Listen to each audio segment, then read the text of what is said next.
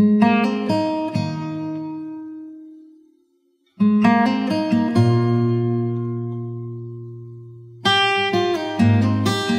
dia a todos, eu quero saudar-vos com a paz do Senhor. Eu venho-me a rir porque eu já não ouvia chamarem Marco Filipe há muito tempo, é só mesmo os meus pais. Lá na empresa é Marco Roque.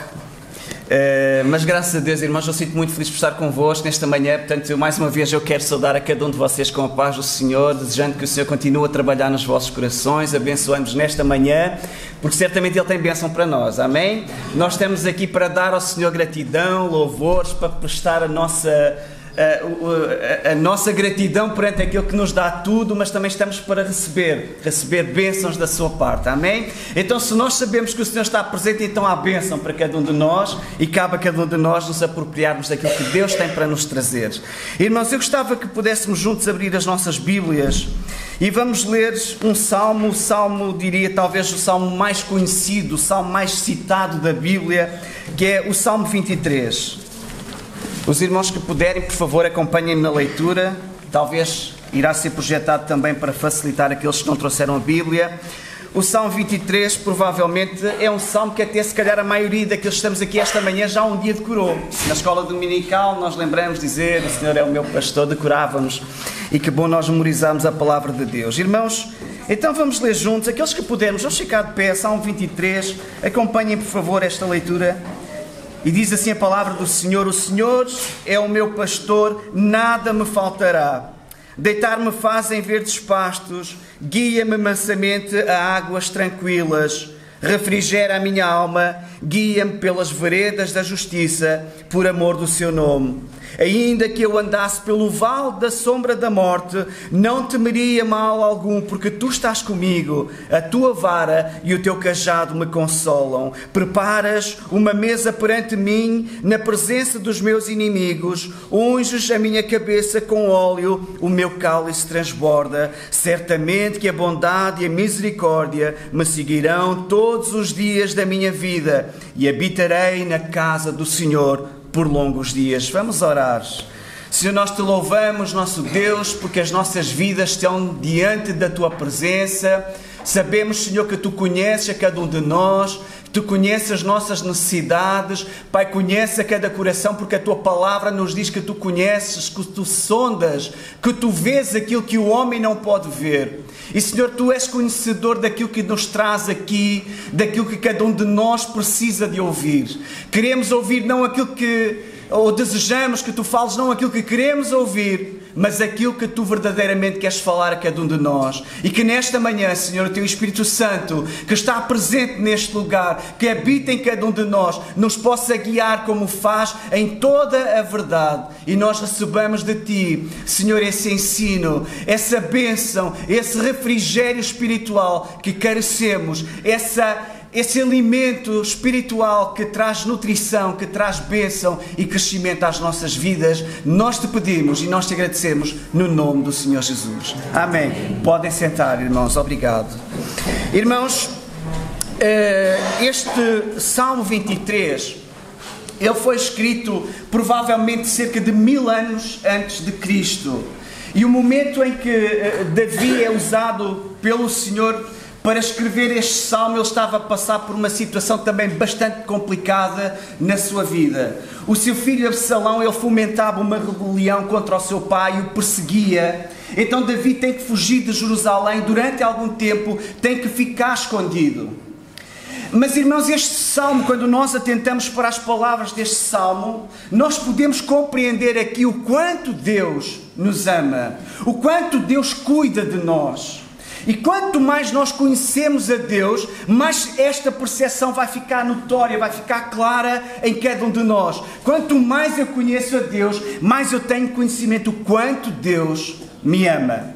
Irmãos, este salmo, poderíamos dizer que ele foi escrito para dois tipos de pessoas: para aqueles que estão angustiados, para aqueles que estão ansiosos.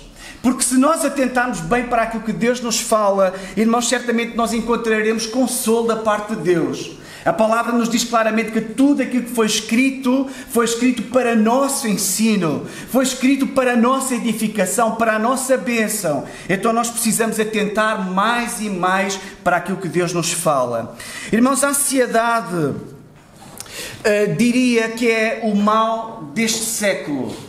Qualquer um de nós que estamos aqui nesta manhã, estamos suscetíveis, estamos propensos a viver em ansiedade, e nos dias que corremos ainda mais, vivemos sempre uma azáfama no nosso dia-a-dia, são as contas para pagar, são as responsabilidades que temos, vivemos sempre a correr, vivemos numa era em que tudo é muito rápido, então nós estamos propensos à ansiedade, mas a forma como cada um lida com a ansiedade às vezes difere, e há pessoas que se deixam dominar pela ansiedade e há outros que plenamente confiam no Senhor e entregam as suas vidas. E nós precisamos aprender a fazer isto. Nós precisamos aprender a descansar no Senhor, a provar e ver que o Senhor é bom, a experimentar a Deus nas nossas vidas, a ter experiências com Deus que nos mostram, que nos atestam, que nós possamos viver em primeira mão o quanto o nosso Deus é maravilhoso, amém? Irmãos, quando nós lemos a palavra de Deus, nós vemos os livramentos de Deus, nós vemos os cuidados de Deus. Temos que lembrar que o Deus do Antigo Testamento, o Deus que agiu, o Deus das palavras da Bíblia, é o mesmo Deus hoje, aleluia, porque o nosso Deus, Ele não mudou, o nosso Deus é o mesmo, nós mudamos, nós mudamos, mas o nosso Deus, Ele é imutável, Ele é fiel. Irmãos, e se também pensarmos, todos nós temos as nossas ansiedades de estimação, seja os problemas, as preocupações com as finanças, com o trabalho, nos nossos relacionamentos, com a saúde, com os filhos, são muitas as coisas que às vezes podem gerar em nós estes momentos de ansiedade. Irmãos, aliás, há uma pesquisa recente que muito rapidamente eu vou citar esta estatística que é muito, diria que até quase de senso comum, mas entendamos o seguinte, diz esta estatística, esta pesquisa, que a ansiedade da maioria das pessoas está baseada em 40% de factos que jamais acontecerão. Ou seja, são aquelas situações que nós sofremos antecipadamente, que nós já temos uma atitude, uma postura negativa face a determinada situação, nós já estamos a ver o pior dos cenários e isso ainda não aconteceu. Nós não podemos ter controle, não podemos dominar aquilo que ainda não aconteceu. 30% estão baseados em acontecimentos passados, portanto que não podem ser mudados. Passado é passado, passado já lá vai, não há nada que possamos fazer, não podemos entrar na máquina do tempo, não existe, voltar lá atrás e corrigir alguma coisa, portanto, é passado, não podemos fazer nada quanto a isso, portanto não vamos preocupar-nos quanto a isso, temos é que nos preocupar com o tempo presente. 12% nos mostra que as pessoas vivem ansiedade por causa de críticas, por causa de situações de injustiça, ou seja, basicamente são fatores externos, de coisas que nós ouvimos e que deixamos que entrassem na nossa mente e que de certa forma nos vêm perturbar. Alguém nos acusou de algo, alguém disse algo contra nós, 12% das pessoas vivem ansiedade por isso. 10% das pessoas vivem ansiedade por causa de preocupações relacionadas com a saúde. E nós também sabemos, não é preciso ser médico para perceber que a ansiedade em termos de saúde, é até mais prejudicial. Então, se nós estamos preocupados por alguma coisa relacionada com a nossa saúde, se nós vivermos ansiosos, ainda vamos piorar a coisa. Verdade? Não é? Talvez o Filipe pudesse acrescentar aqui uma série de coisas, que meu está a medicina, mas nós sabemos, no nosso conhecimento comum, que a ansiedade provoca dores de costas, dores de cabeça, provoca insónias. No pior dos cenários até poderá provocar hipertensão, poderá provocar AVCs, uma série de coisas que são prejudiciais a cada um de nós. Então não vivamos, irmãos, ansiosos por coisa alguma, a palavra do Senhor nos diz isso e nós vamos ver. Mas apenas 8% das pessoas que vivem ansiedade são problemas que efetivamente nós temos que enfrentar. Irmãos, não esqueçamos que nós vivemos no nosso dia-a-dia, como eu diria, suscetíveis a situações às vezes adversas. A nossa caminhada neste mundo às vezes nem sempre é fácil. O Senhor Jesus muito claramente disse que no mundo nós teríamos aflições, nós no mundo teríamos que enfrentar adversidades. Mas qual deveria ser a nossa postura? Ele também diz, mas tende bom ânimo. Estejamos confiados, não em nós, não naquilo que podemos fazer, não naquilo que podemos controlar, mas naquele que tem o controle sobre todas as coisas. Amém? A palavra do Senhor é clara quanto a isto. Irmãos, diria ainda neste período de introdução que a ansiedade ela pode ser problemática por 3 razões. Em primeiro lugar, a ansiedade ela é improdutiva. A ansiedade não produz nada de bom. A ansiedade não vai resolver coisa alguma. A ansiedade é como se nós começássemos a correr sem sair do lugar. Eu não sei se aqui alguém faz ginásio e andou já na passadeira. Nós podemos fazer 10 km de passadeira, mas não saímos do ginásio. Então é correr sem sair do lugar. A ansiedade é isto. É como agora nós saímos desta casa e chegámos ali fora para irmos para a nossa casa, ligarmos o carro e começarmos a acelerar a fundo com a manete das mudanças em ponto morto. O que é que vai acontecer? Vai fazer muito barulho, mas não vamos sair do lugar. E a ansiedade é isto. Mas nós precisamos aprender a lidar com estas coisas. A ansiedade ela não vai alterar o nosso passado, ela não vai controlar o nosso futuro, porque nós não podemos controlar estas coisas que só estão nas mãos de Deus. Mas a ansiedade muitas vezes torna o nosso momento presente muito difícil, torna-nos pessoas amarguradas, torna-nos pessoas entristecidas, e às vezes isto até é prejudicial ao nosso testemunho, porque as pessoas do mundo que não vão ler a palavra, vão ler as nossas vidas, vão estar atentas a cada um de nós, vão ver como é que nós lidamos com as situações, vão ver como é que nós enfrentamos as lutas. Irmãos, porque nós estamos diariamente em luta, nós estamos diariamente em batalha, cada um de nós. E a atitude mais fácil seria nós nos escondermos, nós fugirmos das situações, nós fazermos como a avestruz, colocarmos a cabeça debaixo da terra até que tudo passe.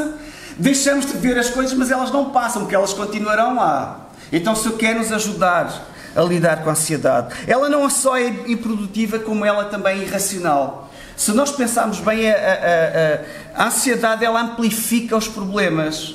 Ou seja, pequenas colinas se transformam em montanhas.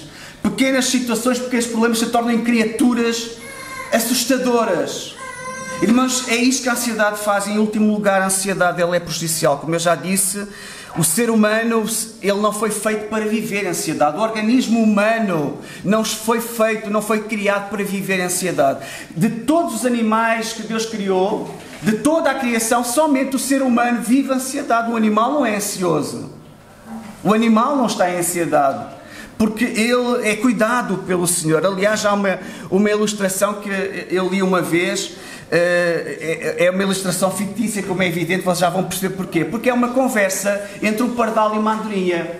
Estavam os dois num fio de eletricidade a conversarem, a usufruírem de um dia bonito, e o pardal vira-se para a andorinha e diz assim: olha, eu dava tudo para perceber porque é que os seres humanos eles andam sempre a correr de um lado para o outro, andam sempre tão ansiosos. E a andorinha ficou pensativa e respondeu ao pardal: olha, muito provavelmente porque eles não têm um Pai Celestial que cuida deles como cuida de nós.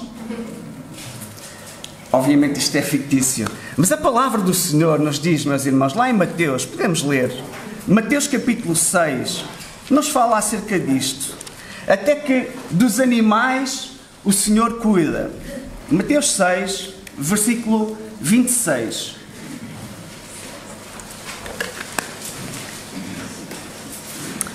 Algum irmão pode ler, ou a minha irmã, por favor, pode levantar e ler do 26 ao 30? Assim todos vamos participando na leitura. 26 a 30.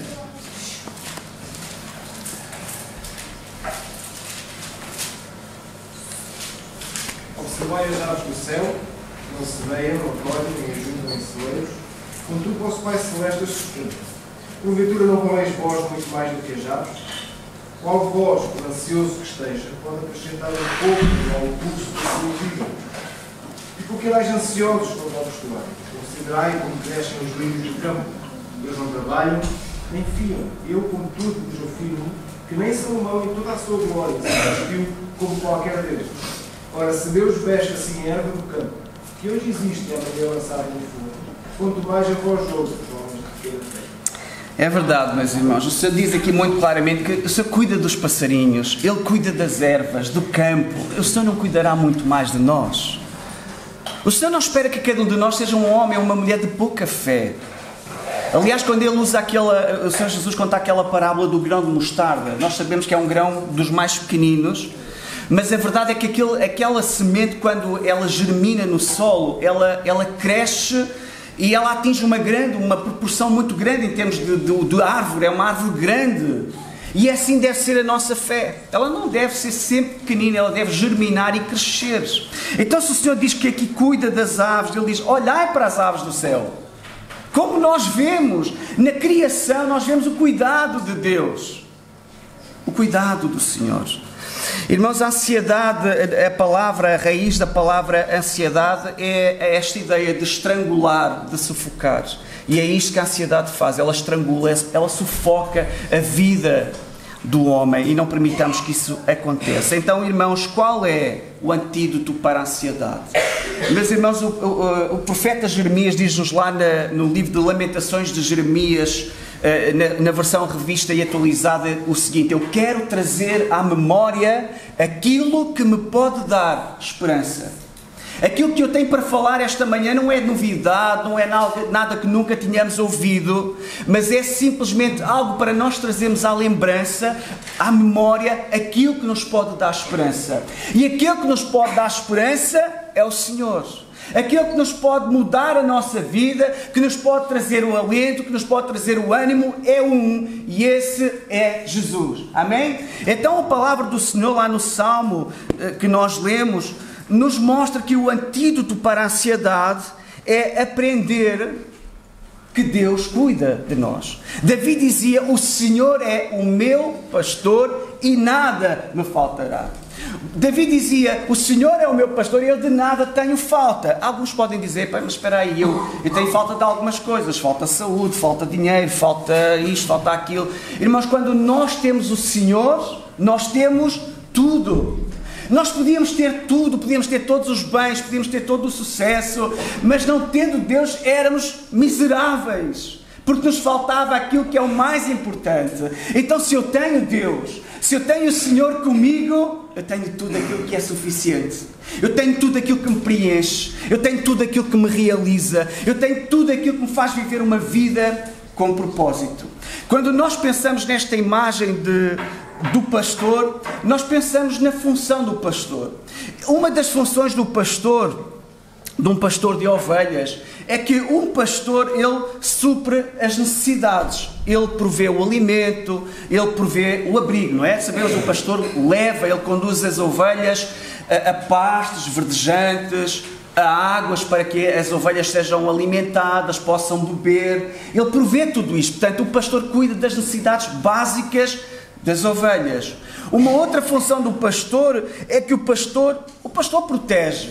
O pastor protege as suas ovelhas. Ele vê vir o lobo, ele vê vir um animal feroz, ele vai proteger o seu rebanho, ele vai guardar as suas ovelhas, não permitindo que o inimigo ataque o rebanho. Uma outra função do pastor é que o pastor guia. O pastor, quando a ovelha está perdida, o pastor é aquele que a vai buscar, o pastor é aquele que vai encaminhar a ovelha. Nós sabemos também, é senso comum, que a ovelha tem um péssimo sentido de orientação. Então o pastor, ele tem esta função, o pastor vai lá e encaminha a ovelha para o lugar, para o caminho que ele quer que ela trilhe. Meus irmãos, quando nós atribuímos e pensamos no nosso Deus como o nosso pastor, o bom pastor, Jesus como o bom pastor que deu a sua vida pelas ovelhas, todas estas funções, elas se tornam ainda mais claras, mais evidentes daquilo que Deus é para cada um de nós. Neste Salmo, logo o verso 1, esta palavra Senhor, no original, ela é aquele tetragrama. Nós sabemos que o nome de Deus ele não é pronunciável, é constituído por estas letras YHWH, que foi traduzido para a palavra Yahweh, ou Javé, ou Jeová. Nós temos na tradução, em algumas Bíblias, aparece Jeová é o meu pastor. E esta palavra original será Jeová Roi. Curiosamente, esta palavra Jeová, que significa eu sou o que sou, nós sabemos quando o Senhor se falou com Moisés lá na sarça ardente, quando Moisés perguntou ao Senhor, então, e quem é que eu direi que me enviou? E ele disse, eu sou o que sou. Portanto, o nosso Deus é o que é. Ele é poderoso, Ele é Senhor, Ele é soberano, significa isto. Mas curiosamente este nome Jeová normalmente vem associado a uma promessa. Por exemplo, eu vou citar algumas, tinha aqui várias. Nós conhecemos a expressão Jeová Shalom. O Senhor é paz. Em momentos em que nós vivemos em ansiedade, nós precisamos da paz de Deus, não é? Jesus diz que a minha paz vos dou, não vos la dou como o mundo a dá, não é? A paz do Senhor, nós precisamos dessa paz. Jeová Rafa significa eu sou o Senhor que sara, o Senhor que cura. Outra versão, Jeová, nós conhecemos também, Jeová Jiré, o Senhor proverá. Lembram-se quando Abraão vai para sacrificar o seu filho Isaac, e o Isaac diz: pai, nós temos aqui a lenha, temos o cutelo, mas onde está o animal para o sacrifício? E ele diz: Jeová Jiré, o Senhor proverá. Outras palavras, Jeová Shammah, o Senhor está aqui. Irmãos, outras palavras, e existem várias expressões e não vamos deter-nos muito sobre isto. O que é que eu quero dizer com isto? O Senhor sempre tem uma promessa para nós. Se nós temos falta de justiça, o Senhor é a nossa justiça. Se nós temos uma enfermidade, o Senhor é aquele que nos pode curar. Se nós temos falta de paz, o Senhor é a paz. Então o Senhor é tudo aquilo que nós precisamos. Lá no livro do profeta Isaías, capítulo 40 e verso 11, diz lá que como o pastor cuida do seu rebanho, assim o Senhor cuidará para que minta. Davi dizia: eu já fui moço, agora sou velho, mas eu nunca vi o justo mendigar o pão, nem a sua descendência, o justo desamparado, nem a sua descendência mendigar o pão. Nós temos que confiar que o Senhor, Ele cuida do seu povo. Ele cuida de cada um de nós de uma maneira especial. O Senhor vê tudo. Não há nada na nossa vida que esteja oculto diante daquele que vê todas as coisas. O Senhor conhece as nossas lutas, os nossos dilemas, as nossas dificuldades. O Senhor vê, o Senhor se preocupa. Irmãos, eu amo muito um versículo que agora veio à minha mente, que eu não tinha nos apontamentos, mas diz que nós não temos um sumo sacerdote que não se possa compadecer de nós. Mas Ele, como nós, em tudo foi tentado. O Senhor, Ele como nós, Ele viveu, Ele conhece, Ele se compadece de cada um de nós. Irmãos, isto é suficiente para trazer consolo, para trazer alento aos nossos corações. Irmãos, há um versículo no livro, na Epístola de Paulo aos Filipenses. Um outro irmão, por favor, possa ler capítulo 4 e verso 19. Capítulo 4, verso 19.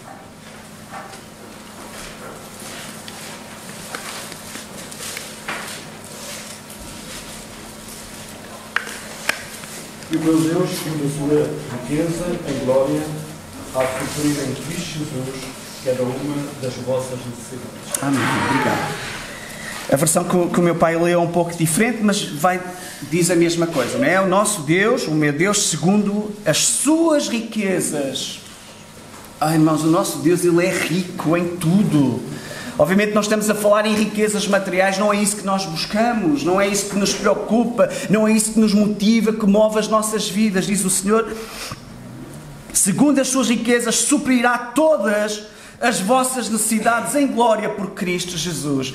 Irmãos, o nosso Deus, Ele não está a dizer: eu eventualmente vou suprir, eu vou pensar a respeito disso. Não, Ele diz: Ele suprirá. É uma promessa do Senhor: eu suprirei. E podemos apropriar-nos disso. E há outra coisa que o texto ainda diz: Ele suprirá todas as nossas vontades, não é? Necessidades, claro. Deus não vai fazer todas as nossas vontades. Se Deus fizesse todas as nossas vontades, nós íamos nos tornar talvez o ser mais egoísta na face da terra, não é? Aqueles menininhos que têm tudo, sempre o sim do pai, não é? Normalmente a coisa não é boa. É muito bom para quem recebe essa sempre a vontade, mas depois não forma a criança, não forma o seu caráter, enfim. Mas o nosso Deus, Ele não está aqui a dizer que Ele vai suprir todas as nossas vontades. Porque a nossa vontade muitas vezes não é a melhor. Nós achamos que é, porque nós pensamos que Deus deveria agir de uma determinada maneira, porque nos parece que seria melhor, mais favorável para nós. Mas o que é que a palavra nos diz também? Que os pensamentos de Deus não são os nossos pensamentos, eles são maiores do que os nossos. O Senhor vê de uma forma que nós não vemos. A abrangência do olhar de Deus é completamente distinta da nossa. Eu não sei o que é que me vai acontecer no minuto ou no segundo a seguir. Mas Deus sabe. Então, como sabe, Ele tem o melhor. A palavra do Senhor também nos diz muito claramente que a vontade do Senhor, está lá em Romanos 12, não é? A vontade do Senhor, ela é boa, agradável e perfeita.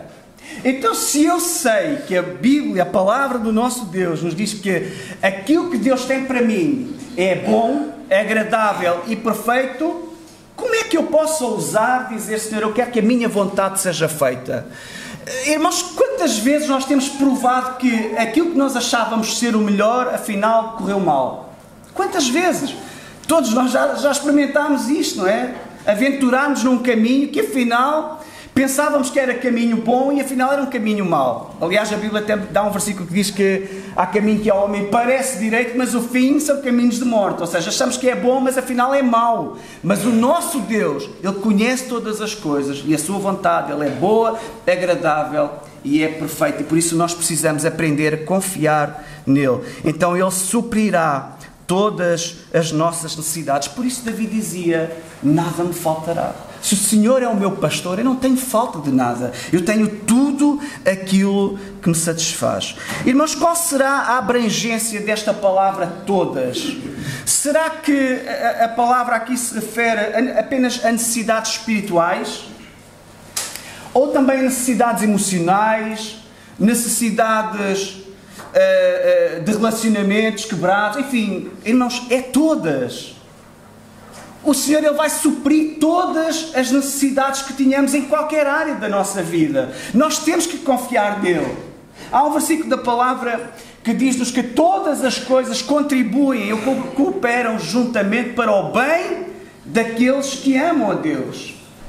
Então, e Senhor, em cada uma destas áreas das nossas vidas em que nós muitas vezes nos degladiamos, lutamos, sabemos que tudo aquilo que Deus permite vir à vida de cada um de nós, se nós estivermos dentro daquilo que é o seu propósito, daquilo que é o plano de Deus para a nossa vida, tudo vai cooperar para o bem. Oh, irmãos, Deus, Ele ama a cada um de nós. Tudo, meus irmãos, que Deus permitirá vir à nossa vida vai contribuir para o bem. Para o bem, nosso bem, mas sobretudo para a glória do Senhor. Que cada um de nós, meus irmãos, na luta que possa estar a viver, possa dizer diante do Senhor, Senhor, nesta luta, eu quero que Tu saias glorificado. Através daquilo que eu estou a atravessar, desta dificuldade, eu quero que o Teu nome seja exaltado. Eu quero que os outros vejam na minha vida aquilo que Tu és. Eu creio em Ti, eu creio que Tu és fiel, eu creio que Tu és o Senhor, eu creio que Tu tens a última palavra. E a última palavra é de Deus, não é do homem. Então nós devemos confiar naquele que cuida de cada um de nós. Mas irmãos, se de facto Jesus, Ele é o pastor, se Jesus é aquele que guia, que protege, que provê para nós, então não precisamos ficar ansiosos.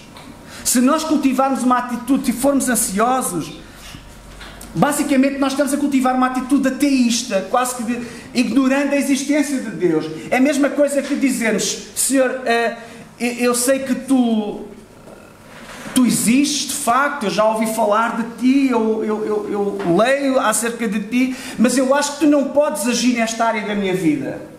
Eu acho que Tu não tens capacidade para resolver esta situação. Irmãos, isto na prática é ateísmo.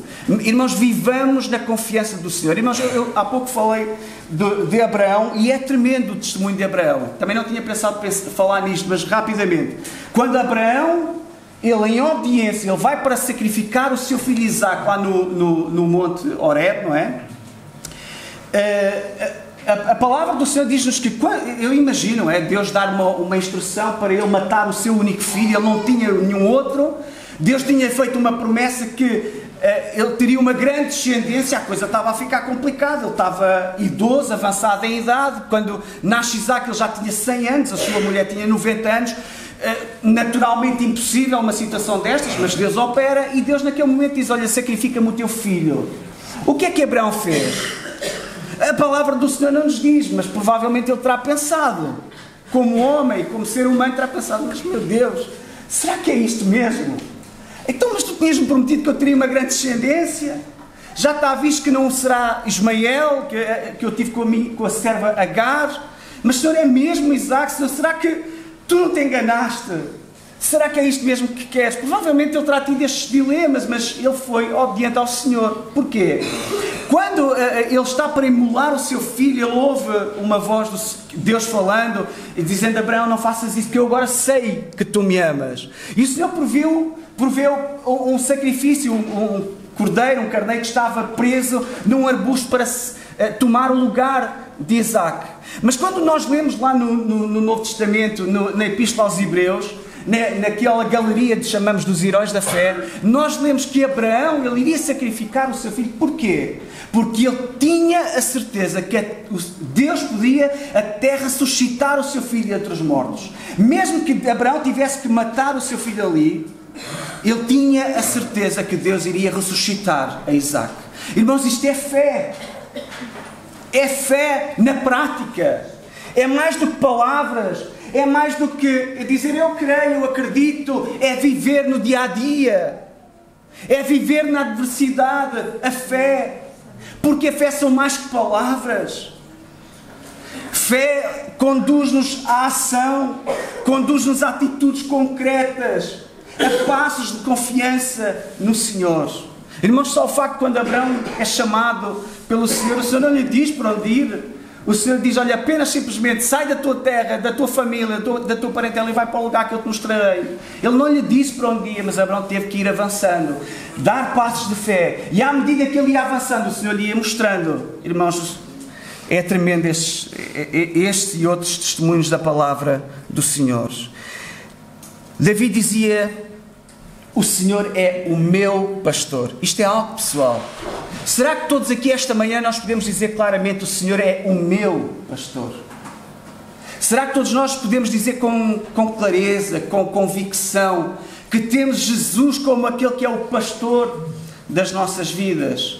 Como aquele que guia, como aquele que nos orienta, reconhecendo a sua autoridade, reconhecendo que Ele está no comando, que Ele tem controle. Aliás, só o facto de nós o chamarmos Senhor já significa isto mesmo, que Ele é soberano, que Ele tem direitos sobre as nossas vidas, que Ele tem domínio, que Ele tem controle sobre cada um de nós. O Senhor tem o controle. Como é que nós podemos tornar Jesus como o nosso pastor? Irmãos, a palavra-chave é entrega. Nós temos que confiar claramente, plenamente, neste que tem poder para guiar as nossas vidas. Irmãos, não há um outro que possa ocupar estes lugares. Não há outro que possa guiar-nos, que possa, de facto, operar a obra que Deus faz e somente Ele pode fazer nos nossos corações. Irmãos, o Senhor Jesus, a dada altura, Ele dizia aos seus discípulos, ou àqueles que o ouviam lá em Lucas 6,46, porque me chamais Senhor, Senhor, e não fazeis aquilo que eu vos digo. Quantas vezes nós chamamos o Senhor de Senhor e não obedecemos, não confiamos, achamos que temos que arranjar uma maneira de dar a volta, porque Ele não irá ter poder para operar nas nossas vidas. Irmãos, o Senhor, Ele deseja ser efetivamente o Senhor das nossas vidas. João 10, eu peço também que abram comigo. Nós vemos neste capítulo 10 alguns versículos. Vamos ler apenas 2 versículos. João 10, eu peço a alguém que possa ler, por favor, o verso 14 e o verso 27. João 10, 14 e 27.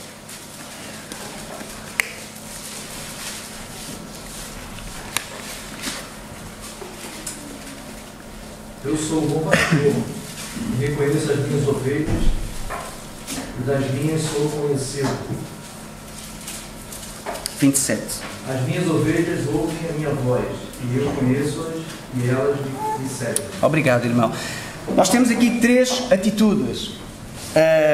Se nós temos o Senhor como o nosso pastor, nós temos que fazer isto que nós acabámos de ler. Em primeiro lugar, nós temos que conhecer o Senhor. Diz lá que as minhas ovelhas, eu conheço as minhas ovelhas e das minhas sou conhecido. Será que tu já conheces Jesus? Será que tu conheces verdadeiramente o Senhor como teu Salvador, como o Senhor da tua vida? E conhecer implica passar tempo com Ele, implica teres comunhão com Jesus. Será que tu experimentas isto na tua vida? Mas uma segunda atitude é que aquele que quer verdadeiramente ser dominado pelo Senhor, ele ouve a voz do Senhor. A voz do Senhor para ele é algo que ele deseja ouvir, deseja atentar, ele conhece claramente. Ele sabe, ele conhece a voz do Senhor e diz que aquele que... diz aqui que também eu conheço-as, verso 27, e elas me seguem. Então, eu conheço o Senhor, eu conheço a voz do Senhor, eu ouço a voz do Senhor e eu sigo ao Senhor. São estas basicamente as 3 atitudes que Deus espera de cada um de nós. Conhecermos ao Senhor como o Senhor, Salvador das nossas vidas, passarmos a ouvir aquilo que Ele tem para nós através da Sua Palavra, quando nos reunimos como hoje estamos a fazer para ouvir a Palavra de Deus, que produz fé nos nossos corações, porque a Bíblia diz que a fé vem pelo ouvir, o ouvir pela Palavra de Deus. Então, se nós temos falta de fé, ouçamos a Palavra, investamos tempo em ler a palavra, em meditar na palavra do Senhor. Aliás, Davi lá no Salmo 1 diz que meditava na sua lei de dia e de noite. Não é porque ele tivesse insónias, ele tinha o desejo do Senhor. Aliás, há um outro salmo que ele diz que a minha alma tem sede de ti. Irmãos, quantas vezes eu tenho pedido ao Senhor para criar este sentimento no meu coração, para ansiar por Deus, ter sede de Deus, desejar o Senhor mais do que tudo. Conseguir desligar a Netflix e as redes sociais e até às vezes momentos de ociosidade, como a pessoa não tem nada para fazer, e buscar ao Senhor, para conhecer ao Senhor. Porque quanto mais eu conheço a Deus, mais vejo os seus atributos, mais vejo o seu caráter e mais o amo. Irmãos, então nós precisamos de ouvir, de conhecer e de seguir o Senhor. Então nós temos 2 opções. Ou eu estou no controle da minha vida, ou dou o controle da minha vida ao Senhor. Isto aqui não pode haver meio termo. O Senhor, Ele deseja guiar as nossas vidas. Ele não quer ser o copiloto. Ele não quer ir ao lado, Ele quer dirigir, Ele quer guiar as nossas vidas. E se o deixarmos fazer, Ele vai nos levar a bom porto. Amém? Ele vai nos levar a um sítio bom, um sítio que lhe apraz, um sítio que lhe agrada. E esta é a escolha que nós precisamos de tomar. Irmãos, no segundo ponto, eu estou quase a concluir. Irmãos, se nós desejamos que o Senhor seja o nosso pastor, nós devemos entregar a nossa vida por completo nas mãos de Deus.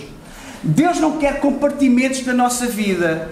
Deus não deseja partes do nosso ser. Ele quer por inteiro a nossa vida.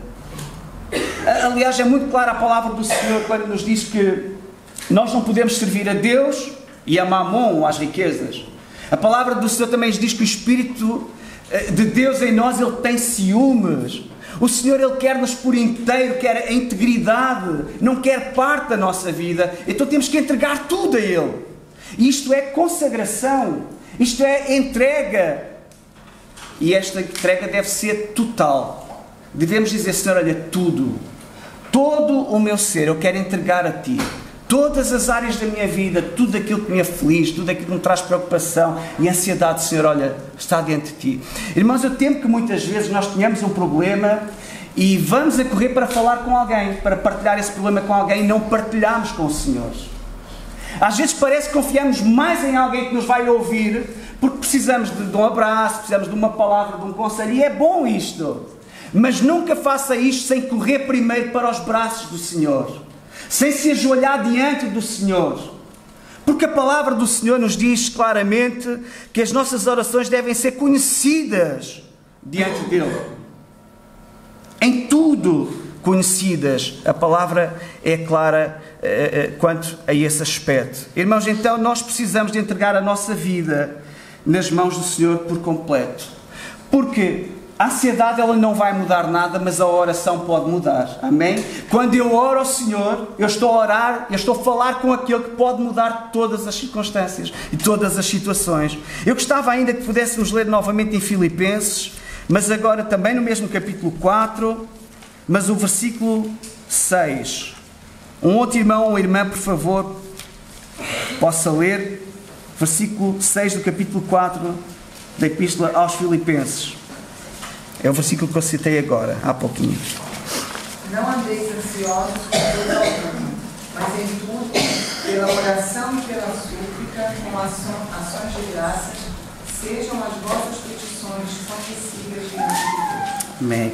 Obrigado, irmã. Diz-nos muito claramente que as nossas petições devem ser em tudo conhecidas diante de quem?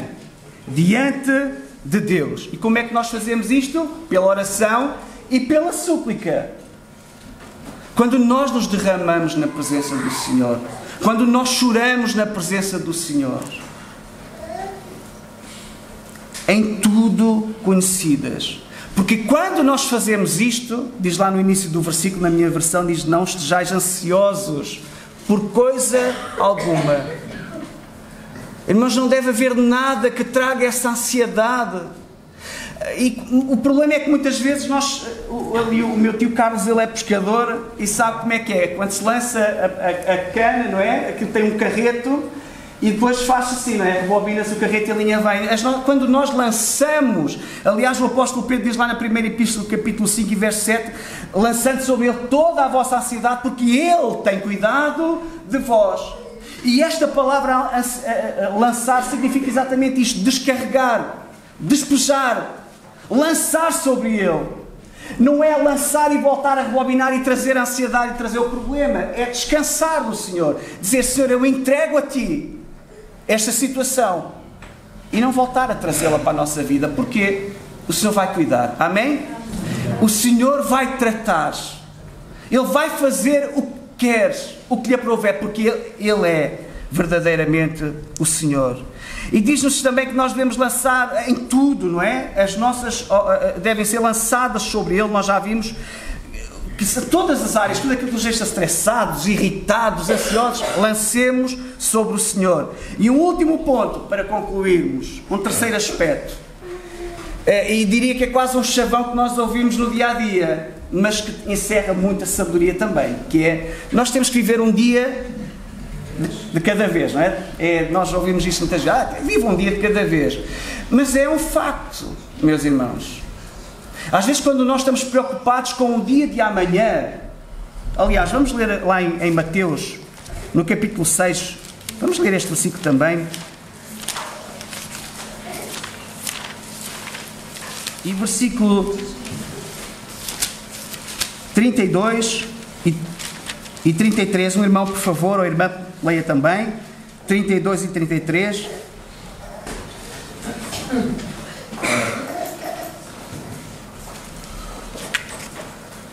Irmãos, vamos ler primeiro o 34. 34, que é o versículo que eu queria frisar agora. 34. Portanto, não vos inquieteis com o dia de amanhã, pois o amanhã trará os seus cuidados. Basta ao dia o seu próprio mal. Obrigado, irmão.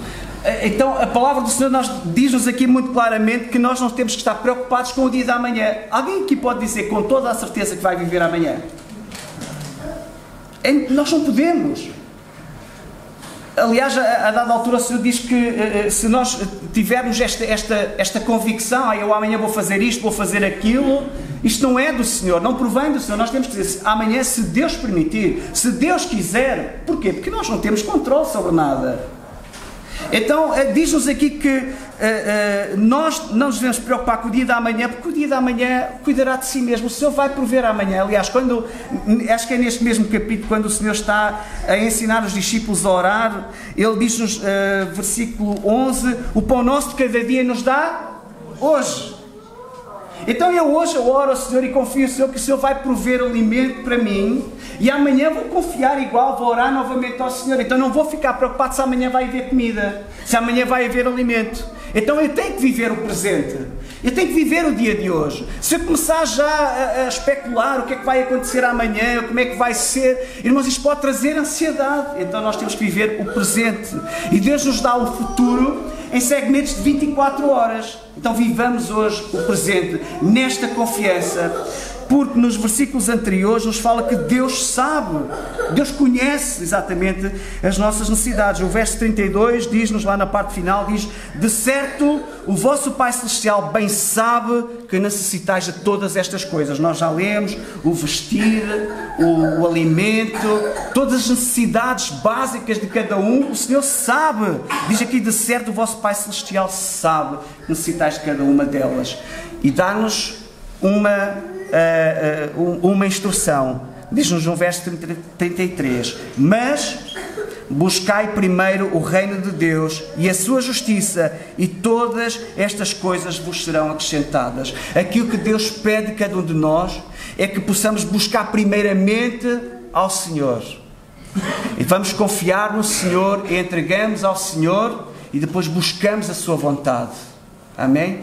Quando Jesus orava ao Pai, mesmo lá no jardim do Getsemane, ele dizia: Pai, se possível, passa de mim este cálice. Todavia, não se faça a minha vontade, mas a tua vontade. Irmãos, da mesma forma, cada um de nós terá que cultivar esta atitude. Senhor, não se faça a minha vontade, mas a tua vontade. Eu quero buscar primeiro o teu reino, como nós lemos aqui, o reino de Deus, a sua justiça. Eu quero confiar primeiramente e plenamente em ti. Eu sei que tu vais acrescentar tudo o resto que falta para a minha vida. Irmãos, como é que termina o Salmo 23? O Salmo 23 termina com uma palavra de confiança da parte de Davi. Quando ele diz no versículo 6, certamente, o versículo começa com esta expressão, certamente, ou seja, inequivocamente, sem dúvida alguma, eu sei que a bondade e a misericórdia me seguirão todos os dias da minha vida. Há uma coisa que é maravilhosa, irmãos. A Bíblia diz-nos que as misericórdias do Senhor são a causa de não sermos consumidos. E a palavra nos diz que a misericórdia, a bondade do Senhor, eles vão acompanhar-nos nos momentos bons, sim, mas também nos momentos maus. Todos os dias da minha vida, todos os dias da nossa vida, temos que confiar que a bondade e a misericórdia do Senhor nos irão acompanhar. Mas ainda mais extraordinário que isto é que a nossa vida não se resume a esta vida terrena que experimentamos e desfrutamos agora, mas esta vida se perpetuará eternamente. Amém? Porque Davi dizia: habitarei na casa do Senhor por longos dias. Irmãos, nós estaremos na presença do Senhor todos os dias, toda a eternidade.